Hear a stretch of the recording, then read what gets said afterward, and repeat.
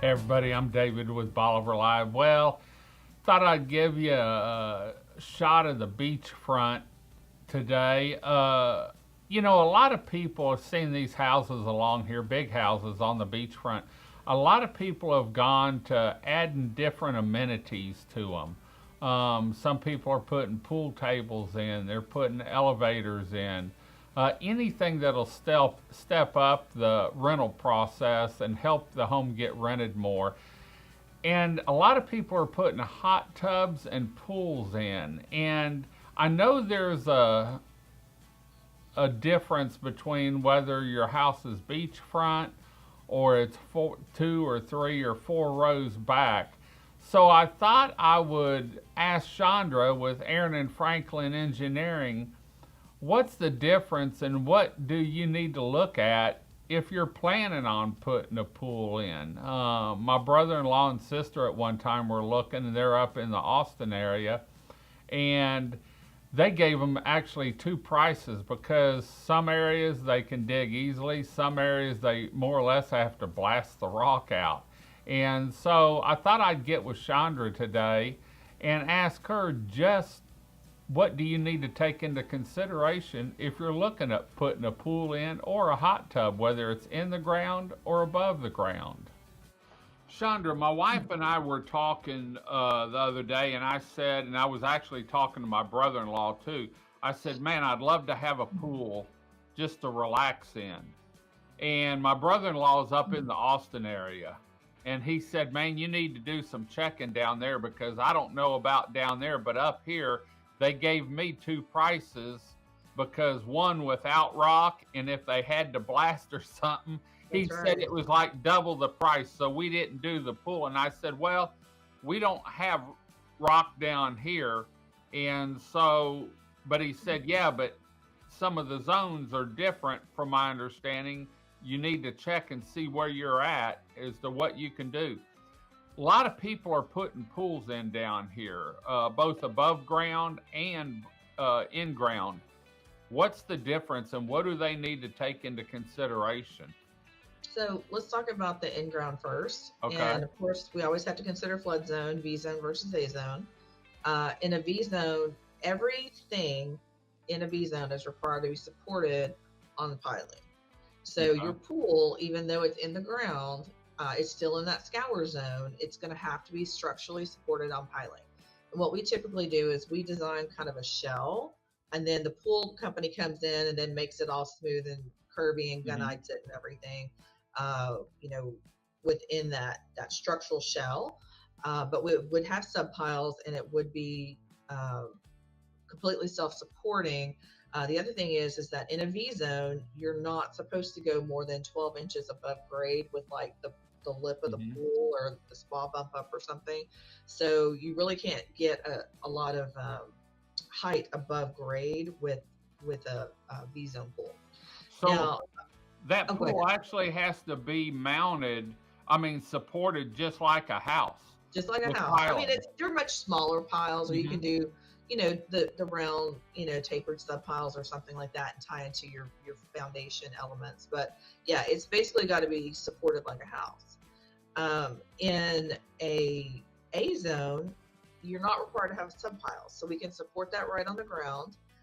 It can go above ground, so it can Hmm. have a 18-inch or 24-inch spa pop up or something like Hmm. that. So you're less limited in an A zone.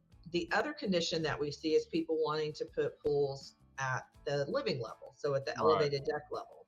So there's two things to consider there. In a V zone, you've got lowest horizontal member. So if that deck is connected to the house and part of the insurable structure, if you put a pool in, the lowest horizontal member that's going to be supporting that pool, because you're going to have piles and stringers Hmm. underneath it to support that pool, probably a vinyl shell pool. Um, you're going to have to make sure that that lowest horizontal member is above flood elevation, and you Okay. might not be able to get it. Now, you don't have the limitation of how much it can be above, so you can go maybe 3 foot above the deck and make a little seating area or Right. something, so you could get a little bit more depth or push that lowest horizontal member up.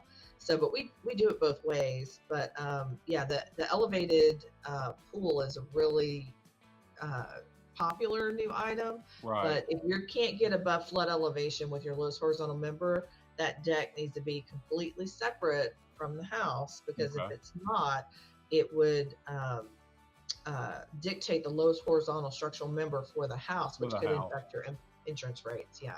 But if it's a below base flood, that might not be an insurable Right. structure. So you'd just be kind of on your own Right. insurance wise. Let's real quick, when y'all are designing pools, like structure for above ground versus the deck ones, I know there's several different kinds. They've got some vinyl lining pools, but they've also, I've seen fiberglass pools coming in. Does that make a difference on what they do, vinyl line versus fiberglass? In ground, it doesn't matter. You could do vinyl, you could do fiberglass, or you could do a gunite. Any of those are fine. But you do have to have that structural shell, concrete structural shell, that's kind of supporting the walls, the piles, and tying everything in to make sure that you have a good structural shell that can take all the water loads that are going to be impacting that pool. Because you will have, even if the pool is full of water, you're going to have, if you have scour, you're going to have like crashing wave action and stuff on the walls of that pool. So you need to make sure that it's not just a hole with a shell stuck in the ground. I mean, you actually have to have a structural shell that kind of encases all that and can take all those loads. Because the main thing is you don't want to impact your house piles, right? I mean, you want to put it under the house, but you don't want to tie into that unless those house piles are really designed to take that excess load imposed, from that little pool wall that's tying in load there. I think I'm going to go back to what we did when I was first out of high school and had my first house. We had cattle, and we cleaned the cattle trough every spring, and we'd put a water hose in there and have that cool well water, and it was a whole lot cheaper than maybe putting a pool in. That's probably great, especially for the grandkids. Let them play and swim in the horse trough. So save the expense of it. It can be done. It can be done well, and it can be done in compliance. But you just got to know all the parameters, exactly what they want to do, and that all needs to go in at the planning of the home, or have an engineering firm do it if it's after the fact and you're going to add on to it later. Get someone like Aran and Franklin to take care of it, so everything's done right. We do so many of the houses down there. Usually we've seen it go in. We know exactly what's in the design. Even if it was 10 years ago, we usually know what's going on it. So if not, we can usually get the records from the county. Okay. Thanks a lot for clarifying that for us. We'll be back to our show here real quick. Well, there you have it. The difference whether you're putting it in the ground or above ground. On an elevated deck, whether it's attached to your house or not attached to your house. And for more information, make sure you get hold of Aran and Franklin Engineering. That's at aranfranklin.com, and they can help you out and point you in the right direction and do your engineering drawings for you. But when it comes down to it, there's nothing like strolling the beach with the sand between your toes and that coastal breeze in your hair. Well, we're going to head on out. Remember, if you want to see Bolivar live anytime, make sure you visit our website at www.bolivarpeninsulatexas.com and check out our live webcams. Until next time, I'm David with Bolivar Live. Y'all have a great day, great week. Come see us. God bless, and bye-bye. Video equipment is sponsored by Crystal Beach Decor and More, located at 1959 Highway 87 in Crystal Beach, Texas, and Beachy Beatnik Boutique and Jewelry, located at 970 Surfside and Highway 87 in Crystal Beach, Texas. Thank you to these two businesses for being our 2025 video equipment sponsor for Bolivar Live.